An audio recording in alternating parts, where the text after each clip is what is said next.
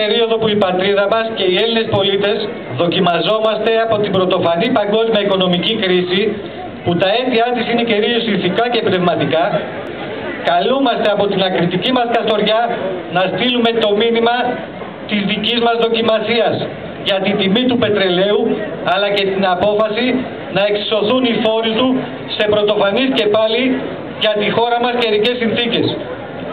Παιδιά μου, ενώνω δυνατά τη φωνή μου με τη δική σας και ζητώ από τους κυβερνώντες να αφουγκραστούν τα προβλήματα της εξαθλίωσης, της ανεργίας, της πείνας που καθημερινά αντικρίζουμε στην ακριτική μας περιοχή.